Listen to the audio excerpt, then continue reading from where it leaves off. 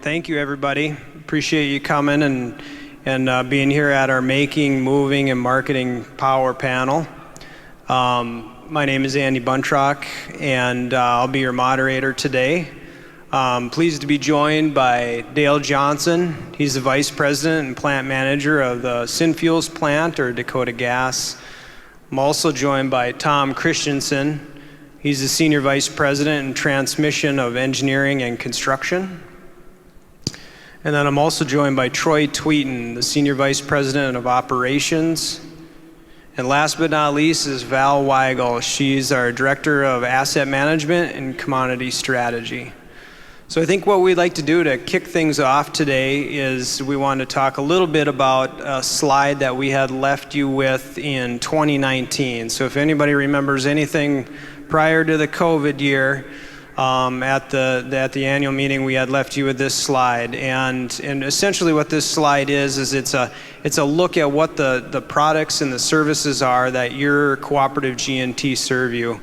And as you know, there's a lot of competitors out there that talk a lot about energy, and that's a very important component in that pie. It's in the upper left-hand corner at about 11 o'clock in the orange. But one other thing that we want to remind everybody is that there's also very important pieces such as capacity, and then if you move kind of clockwise around the pie, you see ownership and equity. That's an incredibly important component as a cooperative and as your G&T. We also look at member governance and accountability. I mean, essentially you own us. And then also you got financial strength, and you've heard a little bit about that today and how that played in during the February event. It's a not-for-profit, so there's patronage. You know, there's a plan in place to work if there's any profit to bring that back to the members. And then shared risk and costs. I think you heard earlier this morning, Jim Grawl, there was a video, and he said there's strength in numbers, and that was true then as it is true today. And finally, protection from volatility, which is at about 5 o'clock on the pie chart there. That's what we're going to be talking a lot about today, and kind of more specifically what happened in the February event, and then also basically on a daily basis. So as we move into this, we'll turn the mic over here in a little bit to Val Weigel, but we wanted to show essentially this generation facilities and what went on there. So Val, if you wouldn't mind, would you give us kind of a lay of the land of what you're seeing going on right now in the market? Sure. We've seen a significant increase in renewable generation over the last 5 years. Since we joined the SPP market back in 2015, we've actually seen renewable wind generation double in that market. So that market has over 30,000 megawatts of wind generating capability. We've also seen renewable penetration grow in the MISO market and in the Western markets as well.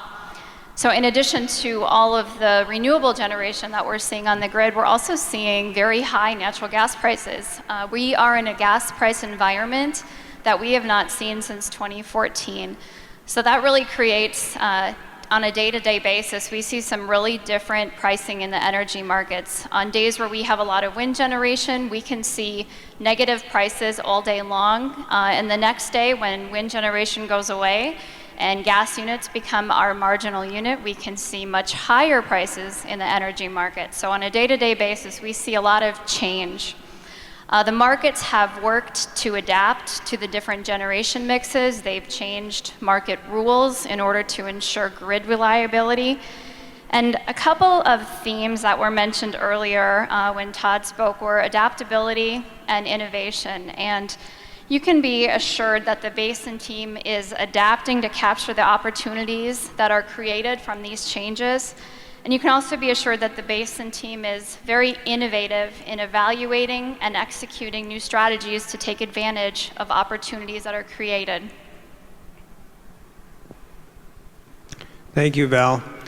One thing you had mentioned as you were talking about what was going on in the market, it sounds like a lot of that leads to a lot of volatility. And if we look at this slide that's on the screen right now, this is a map of the membership, obviously, and what you see throughout that, though, is the spread of our generating facilities, and basically the abundance and the locations of those generating facilities. So, Troy, can you tell us a little bit about how our generating facilities and the diversity that we have there that gives us a competitive advantage?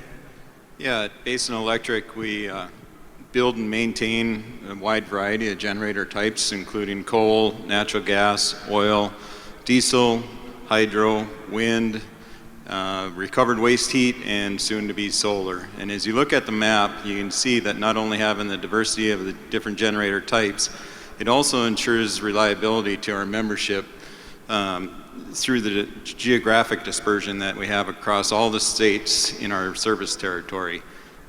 Unlike a competitor who may only have a single source of generation just in a single area.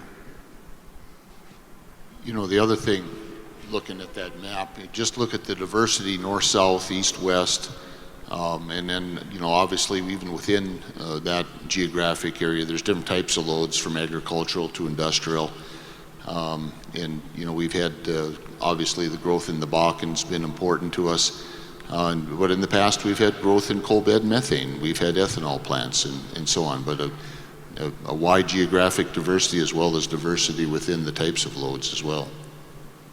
And from a market perspective, when there's different types of generation in each of the areas, it creates different market dynamics.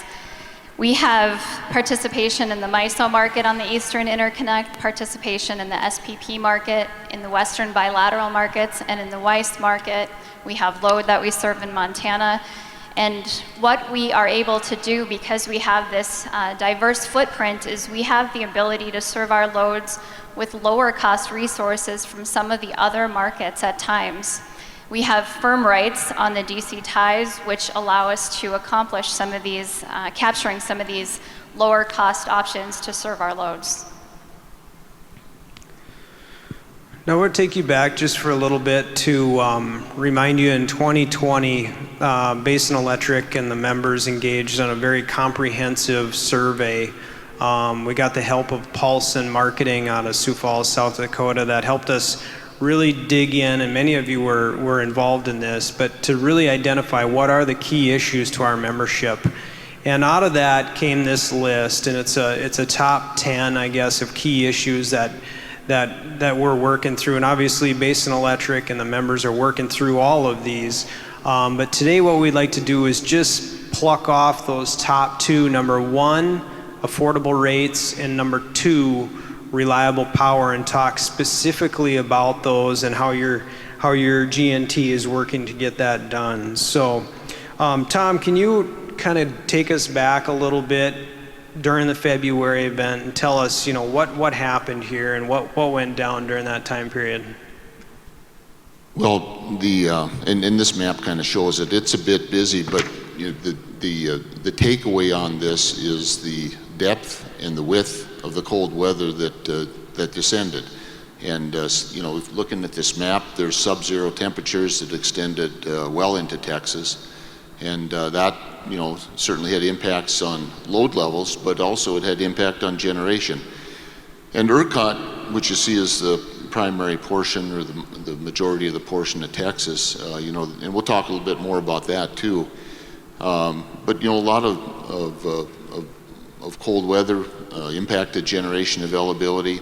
Ultimately, it impacted the availability of fuel supply as well. There were records set for snow cover across the wide area of the U.S., as well as record low temperatures and so on. But it was this depth and width and duration, quite frankly, of the cold weather event that was quite extreme and obviously impacted us. Absolutely. One of the things that Tom said was the length of the event. This lasted almost 2 weeks.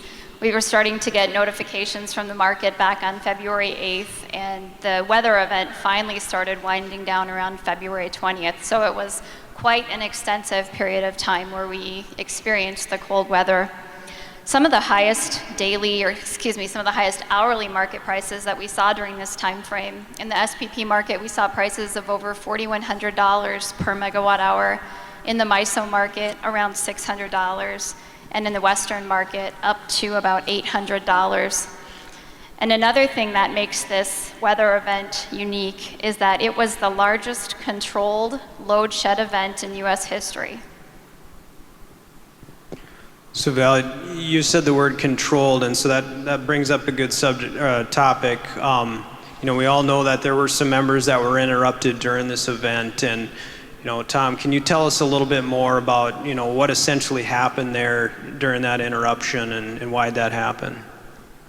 Yeah, you bet. And this is a graph that came off of some ERCOT, Electric Reliability Council of Texas. So that came out of that.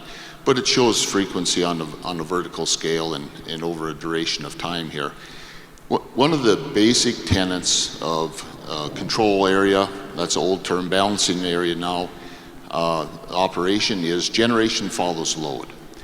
And really what's meant by that is there's changes in usage on the system, load levels, the generation needs to adjust, whether that load level comes up or decreases.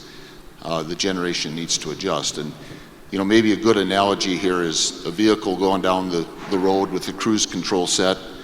That vehicle set the cruise at 60 miles an hour. It holds about 60 miles an hour. But when there's a headwind or a rise in elevation, you start going up a hill, there's a need to increase horsepower to maintain the 60 miles an hour. And the power grid is really no different.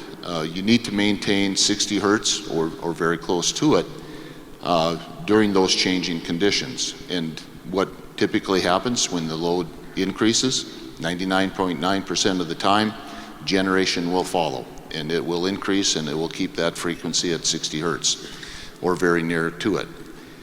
And that works well until you have events where there is not adequate generation. And one of the tenets again is you need to maintain 60 hertz. If you don't, bad things happen and it ultimately results in blackouts. So when you run out of generation to adjust, of necessity you must adjust load. And that's really what happened, more so in Texas, but it happened in the SPP region. We had load interruptions on Monday, February 15th. There were some load interruptions that Tuesday, that next Tuesday. And again, it's a point in time where you've run out of ability to adjust the generation up. And what you need to do is interrupt load and keep that system frequency at 60 hertz. This graph is from ERCOT, and there's some load shed events that are denoted. And again, this time frame is just a little bit over 40 minutes. It is, and we say 1:30 or so here, and again, this is a 24-hour clock, so this is 1 in the morning. It actually was the 15th of February in Texas. And there's load drops. There's generation outages, there's more generation outages, the frequency starts dropping, gets down to a pretty critical frequency of 59.4, and the response that ERCOT had to take was drop even more load, and eventually the frequency started to recover. So it's critical steps that you have to take, but SPP is our reliability coordinator in our balancing area, took the steps necessary to keep our frequency at an acceptable level and avoid the blackouts. Thanks, Tom. So that, we kind of covered a little bit of the nuts and bolts on what went on during the February event, and I think now maybe we'll take a step into essentially how did that, or how could have that, for that matter, hit the pocketbooks of our members. And this is a piece that we worked together on internally. We worked with some members. The Val's group, the marketing group, was very involved, as well as the finance group. And we wanted to ask the question, what if one of the members happened to be underneath an all market rate perspective at the time during the February event? And essentially, we thought, let's categorize it during the February. What would the February bill look like? And here's the math on that. Had an individual or an average member been underneath a market-only rate versus the cooperative rate during the month of February, just during that short time window, we would have seen about a $700 increase on that average member's bill, above and beyond their typical average member. So Val, can you expand on this a little bit and kind of what you saw when we worked through this? Sure. So that $700 number is based on the $4,100 per megawatt hour price I mentioned earlier. If Basin was exposed to all of those energy prices, like Andy said, it would be a $700 plus change in a bill for 1 month. And Basin was exposed to those very high prices. In fact, in the month of February alone, for the load that we purchased in the SPP market, we had $1 billion of exposure. Now, if we move just 1 month later, if we go to March of 2021, just for comparison purposes to understand what was our exposure in March, it was $23 million.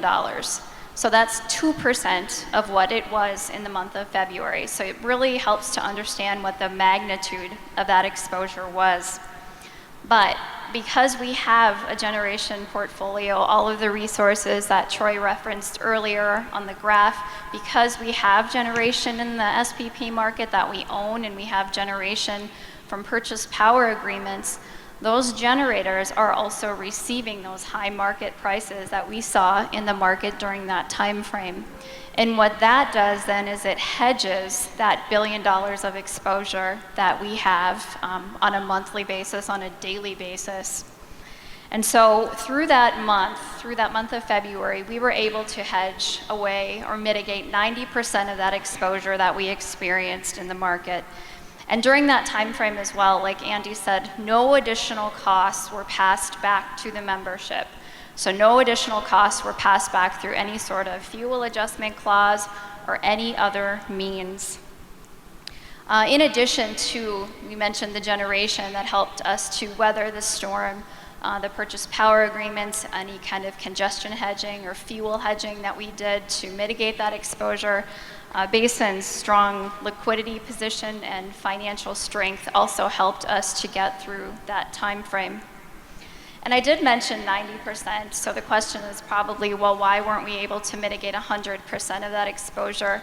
And the 90% is because there are some costs that come through in the market that are uncontrollable or unhedgeable. And the other component is there was some generation that was offline during that time frame. And we'll talk more about that, I think, in a little bit. All right, Val, you talked about generation, essentially iron in the ground. I'd like to turn it over to Troy a little bit to tell us a little bit more about how we got that done with our generators and got through this event. Well, first it was, as I mentioned earlier, you know, the different diversity of generation that we had and the location. And then next on this here slide, it'll show Basin Electric's SPP energy in the market. And on the left side, you can see the wind and the waste heat generation capability, which is roughly about 1,800 megawatts. This energy, if it was available, we can go ahead and regulate that as needed. And then in terms of energy, the wind is kind of a fuel displacer for our dispatchable generation. And then that's on the right side there of the chart where it shows dispatchable resources of coal, natural gas, fuel oil, and then we had energy that was brought through the DC ties, and in this case it was from the west to the east, which was about 3,000 megawatts of our load. That's what the black line shows there, and that was the peak load during the energy event in February minus hydro. So other thing that comes along with that is the winterization of our units that was built into the design and the budget when we build each generator.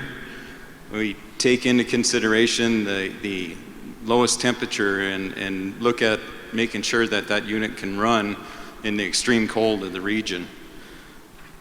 Another part that we have is we'll take into, for the operators, we'll have them, you know, put heaters in extra areas where it's going to get cold.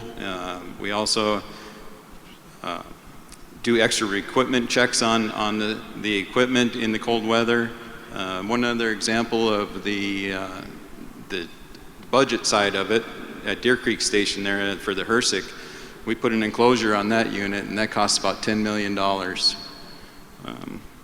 Anytime there's cold weather or we get a SPP alert, we also look at the maintenance that we're doing at the time, and we'll cut back on any of that might cause a trip to help make sure that we can stay on and be reliable.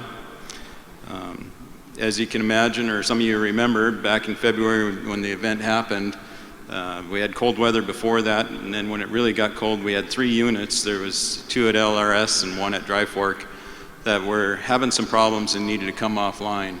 But we had some discussions with plant staff to ensure that we could still safely run the equipment and keep the units on in order to keep some reliability for the grid. So if you take all of this, the teamwork that the employees did, the different diversity that we had in the generation, the location, the access to the market, we had dispatchable generation with a reliable fuel source. You take all that into consideration, and that is what the importance of having Basin Electric be your G&T, and we did all this while focusing on safety. Thanks, Troy. So while Troy's team was out trying to keep the units up and rolling during this cold event, I think Tom's people were also working very hard during this. Tom, can you tell us a little bit about, from a transmission perspective, what happened during that event and what your team did? Yeah, you bet. So, at Leo's station, Unit 2 feeds into the 345 yard, and that yard is, 70s vintage. Not the newest equipment and not the newest breakers. And that's what happened early morning hours of Sunday the 14th. We did have a breaker failure. Took Leo's 2 offline. We had crews out working on that throughout the cold. I believe the low temperature was about 39 below at that time. So crews worked on that all day Sunday, and I think it was right around midnight or so, I think they finally got a breaker working, and there was a switch issue as well, but got the connectivity done, and then I think the unit came back online sometime on Monday morning, right around noon or a little after, and so I mean, again, hats off to the crews working in those kind of conditions, trying to stay warm. Crews had to bring them out something to eat. They hadn't eaten for a long time either, so hats off to those crews. Thank you, Tom, and thank you, Troy, for all your teams do to keep the lights on, keep things reliable. Val, can you tell us a little bit about what was all going on from a marketing perspective and how Basin Electric, their cooperative G&T utilized kind of that all of the above strategy in order to make sure that things stayed in place? Yeah, you bet.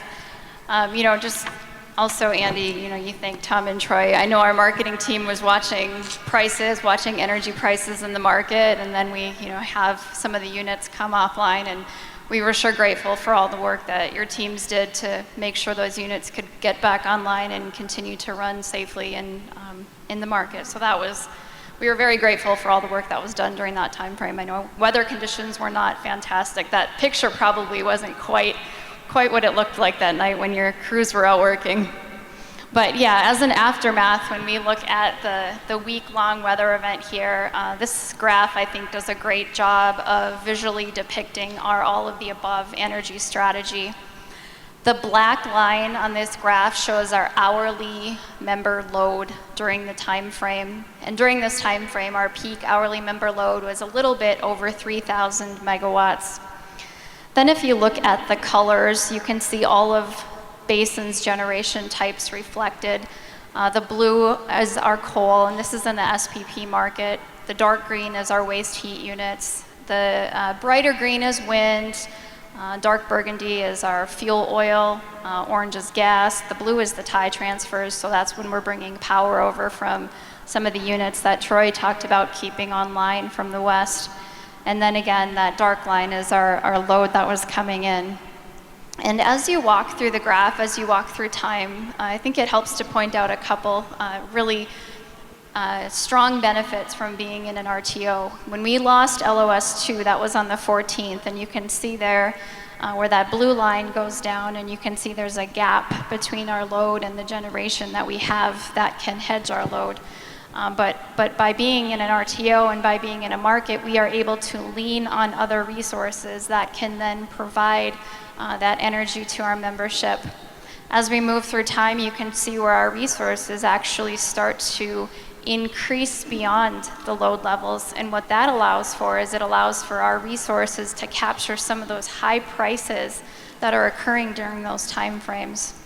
And then as we move towards the end of the weather event, we see another gap again between our load and between our generation. And what's happening there is prices are coming back down again in the market, and our generation fleet is flexible enough to respond to some of those price signals from the market. We have over 700 megawatts of natural gas units that can respond within 10 minutes, so they can either come online or come offline very quickly to respond to some of the changes in prices that we're seeing, and then allow us to purchase energy for our load at the lower market prices. All right, let's switch gears just for a little bit. Let's talk about natural gas, and more specifically Dakota gas, and how that played a role during the February event. The slide that's on the screen right now kind of illustrates a little bit about how natural gas is produced, obviously at Dakota Gas. It's piped down, it hits the Northern Border Natural Gas Pipeline, where Dakota Gas owns transportation, and then it's moved down to feed some of the Basin Electric natural gas generator units. But Val, can you tell us a little bit more about how this all kind of came together during the February event? Yes, as I mentioned, we have about 700 megawatts of gas generation that can respond very quickly in our fleet. We also have a 300 megawatt combined cycle unit down in South Dakota. Our natural gas generation is pretty much equally split, where we have about 500 megawatts up in the Bakken area and then about 500 megawatts down in South Dakota. And all of that generation can draw natural gas from the Northern Border Pipeline. Like Andy mentioned, our Dakota Gasification Company also can push gas to the Northern Border Pipeline, which allows us the ability to purchase that gas and allows DGC to move it to basin generating resources. So during the time frame of the weather event, we were able to purchase about 40,000 MMBtus a day, which is a fairly significant amount, almost half of DGC's production during that time, to move to our natural gas generators, so we would have a fuel source to run on. Gas was pretty difficult to come by during, especially that part of the weather event as we were moving into that first weekend. Conditions were very cold. It's hard to pick up gas in a spot market, let alone when everybody's trying to pick up gas on a Saturday morning. Our gas traders worked really hard, not only to find the amount of gas that we needed, but also to make sure that we were able to capture a fair price. Prices during that time frame ranged from about $200 in the Ventura area, that's our typical market where we market DGC gas, down up to about $1,500 in the southern part of SPP, where they had more of the weather issues impacting natural gas production. So DGC was a great resource that Basin could lean on during this time frame. So essentially what you had going on there is we were producing over here and we were burning over here of natural gas. And I know some of you either grew up on dairies or been to a dairy, but it's real similar to that in that, you know, if you're milking cows, you're always going to have milk for your family, regardless of what the milk price goes to. So it's real similar to that. Yep. All right, Val, can you tell us a little bit about the SPP event and that natural gas interaction between DGC and Basin? Sure. So Basin normally burns about 50 to 60,000 MMBtus a day, and we had the majority of that procured ahead of time. And the majority of that was also hedged at a fixed price ahead of time. But during the February weather event, the SPP market was really calling on any and all resources that were available to run. So because of that, we were burning about 140,000 MMBtus a day, so almost triple what we would normally be utilizing. At that same time frame, DGC was producing about 100,000 MMBtus a day. So For as much of those positions that were unhedged going into the event, DGC was able to capture some higher revenue from those high natural gas prices, while Basin was having to pay for some natural gas at higher prices. The two entities were able to offset some of that financial exposure that each entity was picking up. So I also heard that there was a lot of operational changes that went on out at Dakota Gas to ensure a very stable gas flow that was happening. Dale, can you kind of expand on that a little bit? Sure. I guess first little background, DGC is a power consumer, buying from the membership, and the majority of our power comes directly from AVS, but there's also a portion of our power for the new urea plant that's wheeled through the Rough Rider system.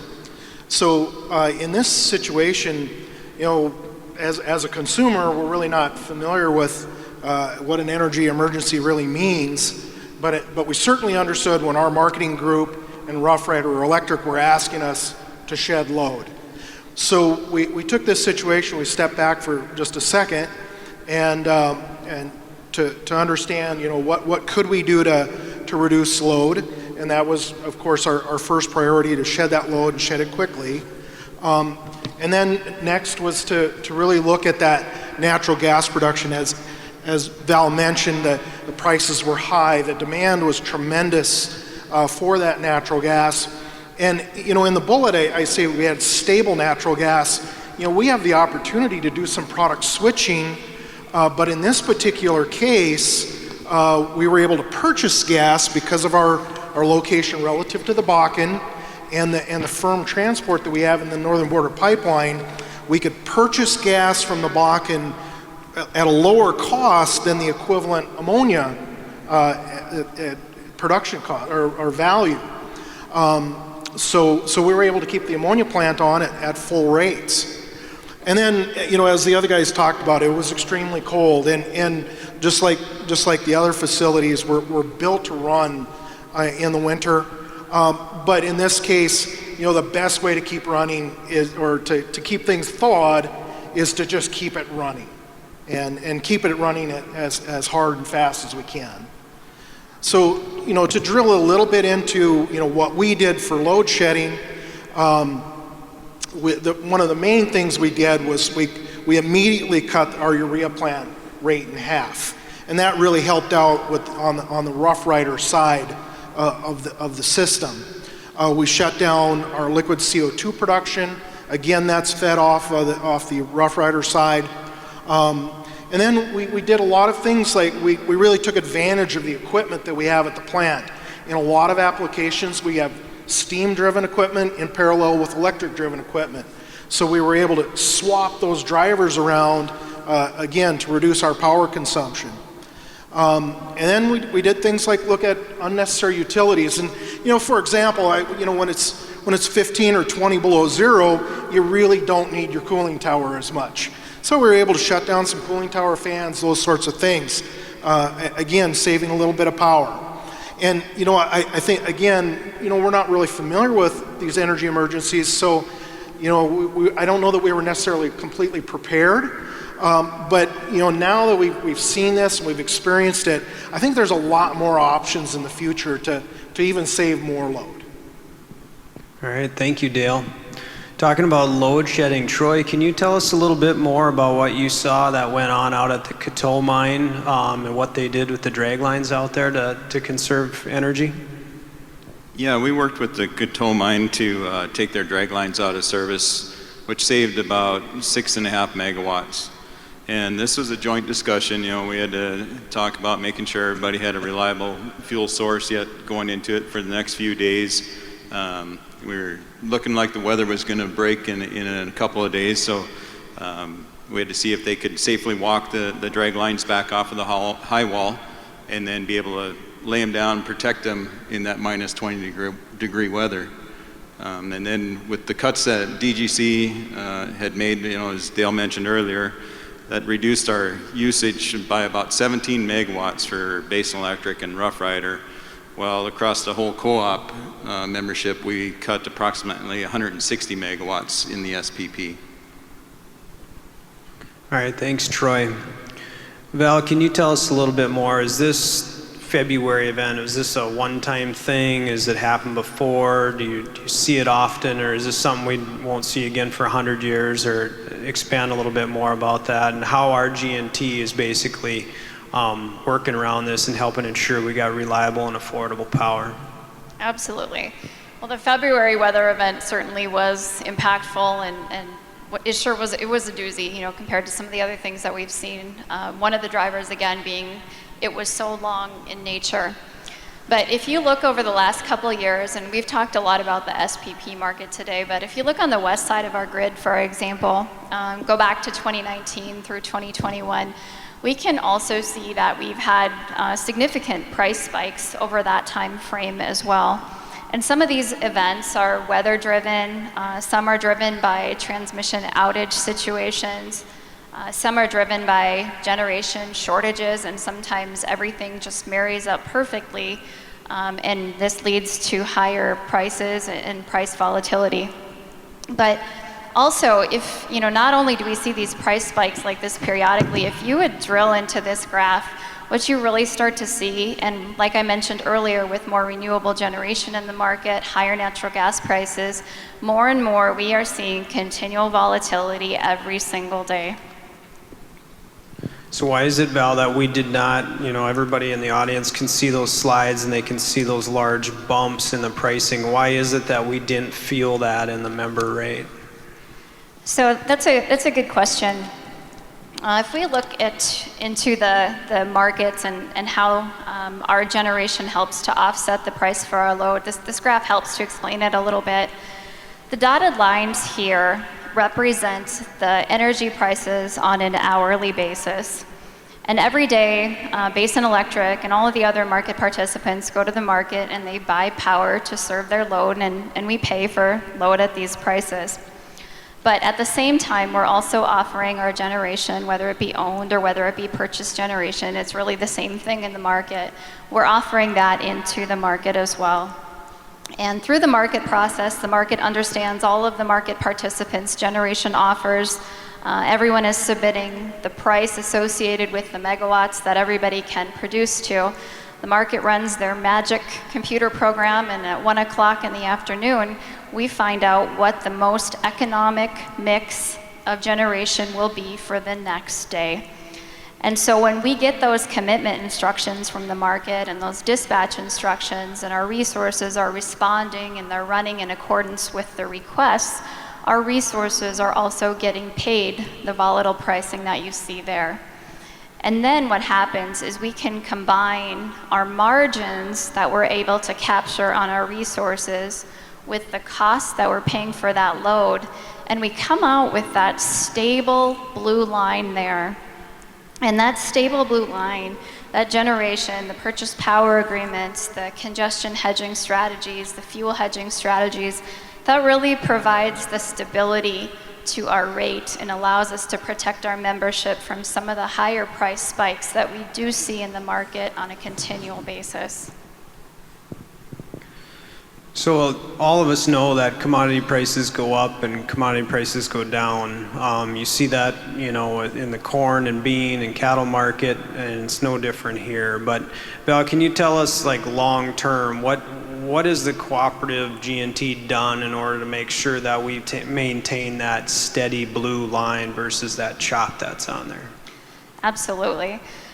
So you've heard this before today, but in the last decade, our membership loads have grown over 50%. And what that has allowed us to do is it has allowed us to diversify our resource portfolio. You can see back in 2000, we had a few different fuel types, but now in 2020, we have multiple fuel types, and we've been able to diversify and grow into this portfolio. And it's that very portfolio that allows us the stability in the marketplace. If we look at our generators, like Troy mentioned earlier, we have a mix of dispatchable generation, which allows us to meet our peak load levels.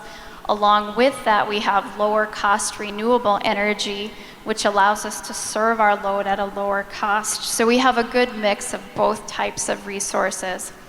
And if you look at the sheer volume of the capability that this portfolio produces, the capability again is the maximum amount of energy those resources could produce. You can see that that capability does exceed the amount of our load and our obligations.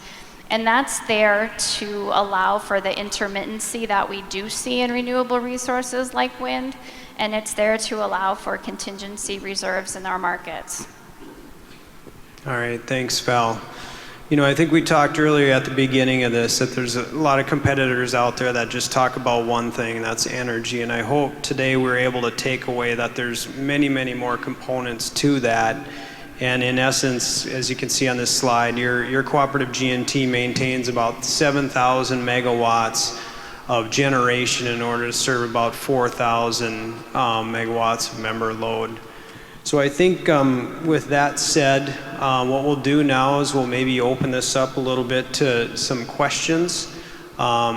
There's mics, I believe, on each corner, on each side, and then one in the front, right in front of the cameras, if we want to take some time and answer some questions. Trinity and Brian are carrying mics as well. And then we also have some roving mics too, I believe. Trinity and Mike are both carrying mics around if we've got any questions for these people. I know somebody will ask where Tom gets his hair done, but I'm not sure if we'll have anything other than that, so. You're in trouble.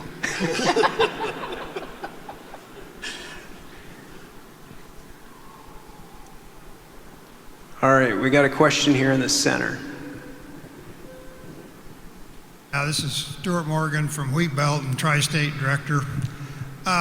Do you see a need to expand the capacity of the DC ties for situations like this and for, with the organized markets coming to the west? Well, I'll try and answer that. So, we're working on trying to get SPP West up and going, to get an RTO going on the west. We got the energy imbalance going on the west, the WICE, and trying to move forward with full RTO.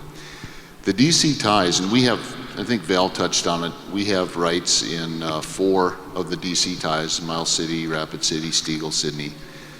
And, like even certainly in this winter weather event, I'm sure Val probably would have appreciated having another 500 megawatts of tie capacity. It probably comes back to a economic decision. The ones that we have rights in, the capital costs, a lot of them were built a long time ago. We're doing some refurb in concert with Tri-State on Stegall. It's really a function of that cost of the new DC tie, what you can get it built for.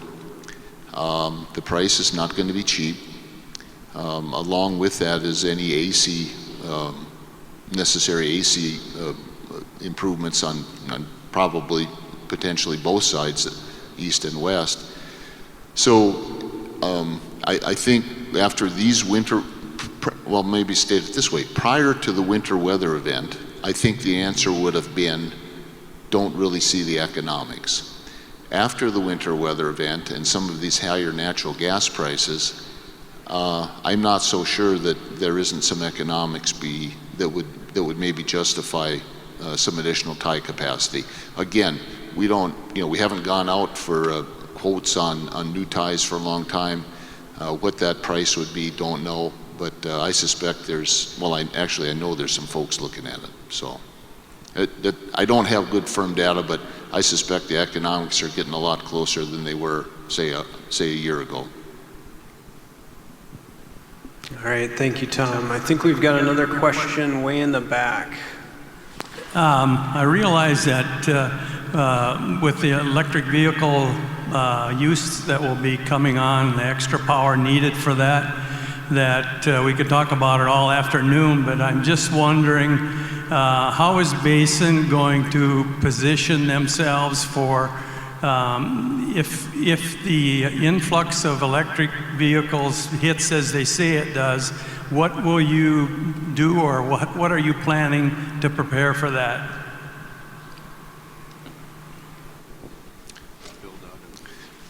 So I own one. I have a Chevy Bolt. So one of the surprising things I think that as an owner is that I tended to equate the dollars that I spend on gas with what I'm going to spend on electricity, but it's significantly different. The vehicle's coming in around 2 cents a mile. It just doesn't use as much energy as you would expect. So having said that, but if there's a significant concentration or significant build out of the vehicles, it's going to add to the loads. I don't see that my perspective now, I don't see that happening real fast. It seems like it'd be more of a gradual thing. The other thing is that you can set those vehicles, whether it's the local distribution co-op putting us on a time of use rate or an interruptible rate, or just programming the car. You can program the car to charge and be fully charged by 4:30 in the morning or something like that.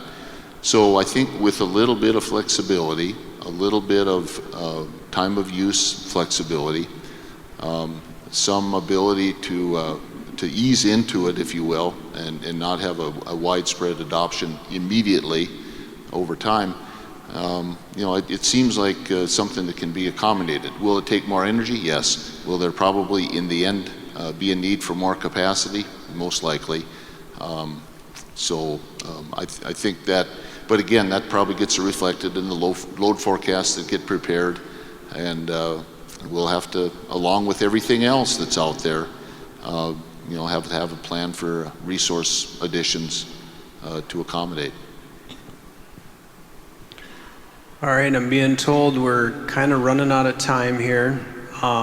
We appreciate everybody's time. There's one thing that I'd like to leave you with we'd really like to thank you as the membership for trusting your cooperative G&T in ensuring we provide that affordable and reliable power. And the other individuals that we'd like to thank that really make all this happen is individuals in Val Weigel's group, in the marketing group, that are pulling a night shift, that are balancing those markets, that are bouncing back and forth like that. And Troy's group, think the operator that's working to push that unit as hard as possible in a safe manner during these tough times in February to keep us all warm and in power. And Tom's group, those individuals that we talked about that were out there in sub 30 degree weather trying to get that breaker back on and get those units back up so we can keep power on. And then Dale's group at Dakota Gas, all those operators and those maintenance personnel out there that were working hard to ensure that unit was running good, trying to stabilize things as much as possible to keep as much of that fuel, that natural gas that we needed on the lines or in the pipe at that point in time that was critical to keeping us all there. So we'd just like to thank all those people that made that happen. And thank you again. Appreciate you coming.